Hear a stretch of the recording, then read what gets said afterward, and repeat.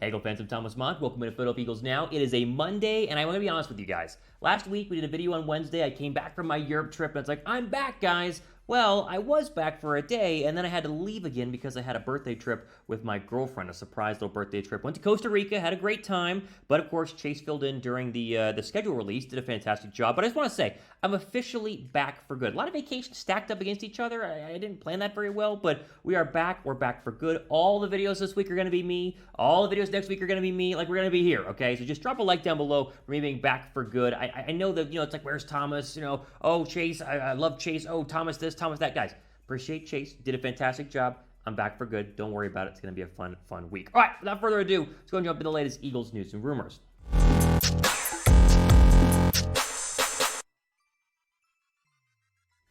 I want to begin with something that I didn't get to comment on last week here as we start our Eagle news and rumors on a Monday, and that is the Eagles' schedule. Now, I'm not going to give my predictions for that. Chase already did. Fantastic job. But I think that Peter King from the Monday Morning Quarterback has a very interesting article out right now talking about winners and losers in terms of the NFL schedule, and he put out something that I didn't even realize.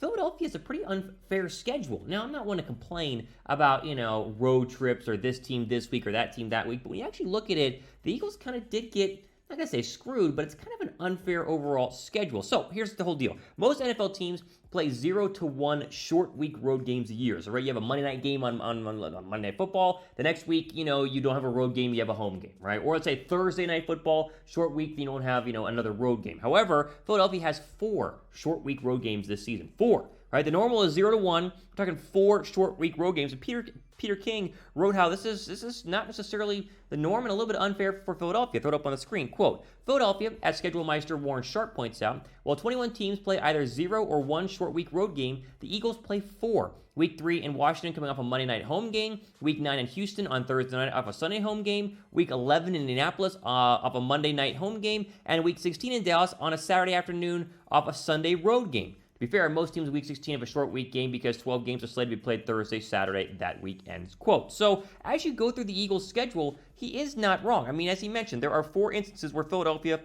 is going to go ahead and have to do, a short week road game. Now, does this mean that the Eagles are going to get screwed and lose a bunch of games and it's going to be unfair? No, not necessarily. But what it does mean is that Philadelphia might have, an injury instance where it's a week-to-week sort of injury, and that guy might not be good to play because it's one less day of recovery and they have to go on the road. I do think Philadelphia's schedule as a whole in terms of teams that you're playing is not necessarily that bad. I think they got plenty of, primetime football games. It's very clear that the national media wants to see Philadelphia out there and perform, which I think is a good thing. But I don't necessarily want to sit back and say this is nothing, but it definitely is something. Now, in the end, you have to play the cards that you were dealt, right? You can't sit back and say, oh my goodness, well, this might not be a good year. You might lose a couple extra games because 4 short week road games. No, you can't necessarily complain about that. But it is worth noting. It is worth at least noting right now, as we have just gotten the NFL schedule, we've digested it now for the past couple of days. It is interesting that Philadelphia is going to have to go ahead and play these extra, games here, short week road games in terms of potentially not hindering their win and loss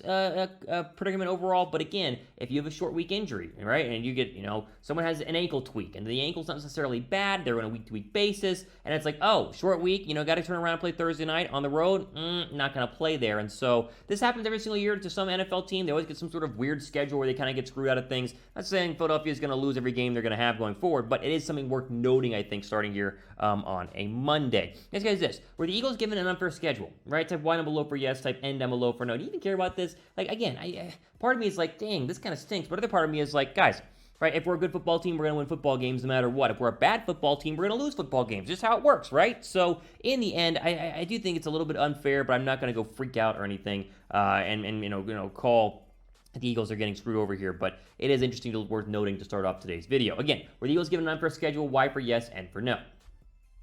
I'll move over here to Haason Reddick. We talked about Haason Reddick a lot during free agency, and obviously signing was a massive deal over to Philadelphia. However, the Eagles' offseason programs are underway right now. You had rookie minicamp happening last week, but a lot of the vets were in the building as well, kind of, working out, getting the cardio levels up, just doing what you do in the offseason, and Reddick was one of them. He met with the media last week, and honestly, I loved his press conference. He had some great quotes. The expectation for Haason Reddick, at least from Haason Reddick's standpoint, should be very, very high. He seems extremely excited not only to be in Philadelphia, obviously went to Temple, just down the road, essentially, but he also thinks he's going to have a massive, massive year. Now, look what he did last season. If it's anywhere near what he did in 2021, Philadelphia's defensive line is instantly leagues better than where it was as the second worst sack team in the National Football League. He had 68 tackles, 11 sacks, 2 forced fumbles. I mean, just bottle that up, Control-C, Control-V, give it to us next year. That would be absolutely fantastic. But here's Reddick on his expectations for 2022. I love this quote. Throw it up on the screen. Quote, "We're starting to stall and go over things. We're going to see more of the defense from last year, things that are being carried over, and things we don't want to do as well.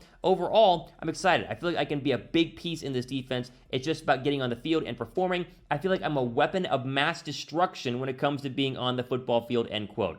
Weapon of mass destruction. Now, weapon of mass destruction to me is 15 sacks, right? 15 and above, because there are a lot of very good pass rushers who sit there around 8 to 11. And 8 to 11 is nothing to, freak out about. It's not a bad overall stat line. Any Eagle pass rusher getting 11 sacks last season would have been a massive increase over what they actually did on the football field. But for me, if he is going to be a weapon of mass destruction and he is going to perform the level that he's talking about, I want 13, 14, 15 sacks, maybe even more. Right? You look at the best pass rushers in the National Football League, the TJ Watts of the world, they're getting, 20-something sacks this past season? I don't need that from Haason Reddick, but if we're going to talk weapon of mass destruction, let's get 15. And if he does get 15, Pro Bowl year and this Eagle defensive line. If he's getting 15 sacks, is feasting on quarterbacks, and they're winning a bunch of games. Trust me on that one. All right, before we go ahead and finish up on the Haason Reddick story quickly, A.J. Brown jerseys are available for pre-order right now. You guys got to get an A.J. Brown jersey, right? Add it to the collection. They extended him to a massive new contract. He's not going anywhere anytime soon, and so pick up this sweet number 11 jersey you see on your screen right now,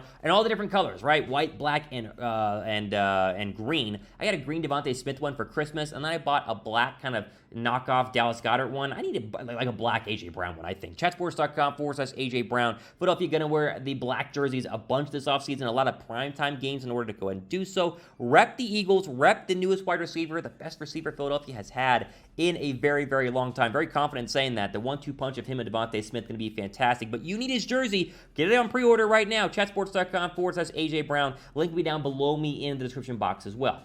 This defensive line, I'm telling you, most improved group this offseason. I know Philadelphia, a lot of people said the wide receiver group with the addition of A.J. Brown.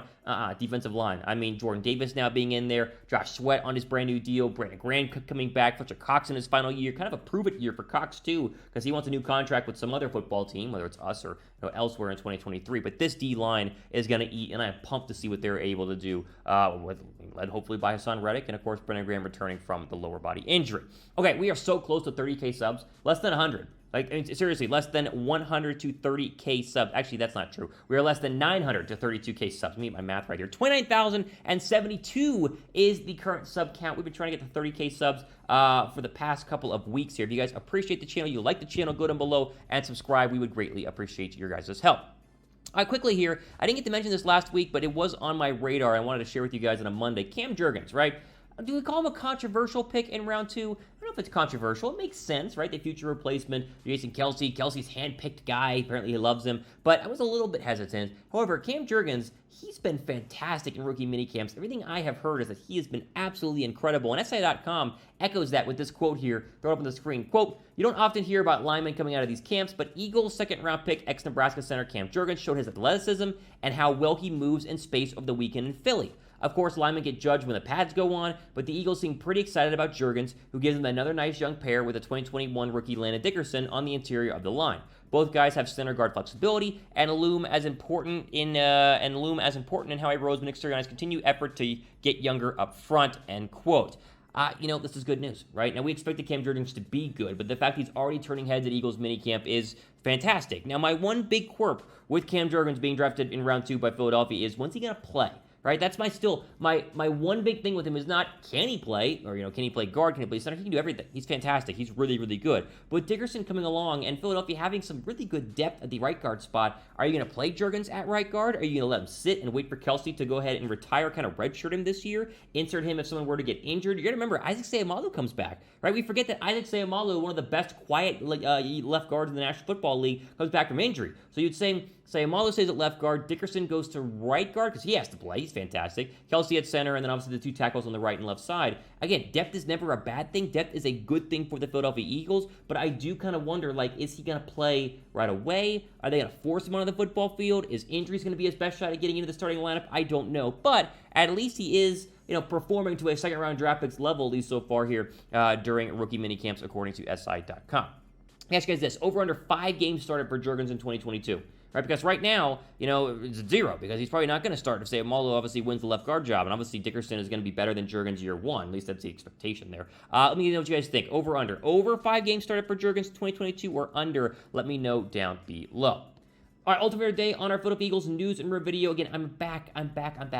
Mailbag video happening later on this weekend. Friday, maybe Saturday. Either way, I'm going to answer your mailbag questions. And it'll be me, right? I know Jason's been filling in. A lot of people filling in on this channel as I've been, running around the world, vacationing, right? Go down below and give me your mailbag questions for me, specifically me, to answer by using the hashtag Eagles in the comments section. If you're brand new, here's the deal. Gotta be a subscriber. That's like the big key factor that everyone misses. It's like, why didn't my question get answered? Well, you weren't a subscriber, so that's the first thing. And secondly, start your comment down below by using the hashtag Eagles. Why? It helps me find the comments. We don't do it for you to say hashtag Eagles. It's for me to be able to scroll through and find your question down below. So use the hashtag Eagles, ask away, and let me get the questions, because I will, of course, pull those for a mailbag video later on this week.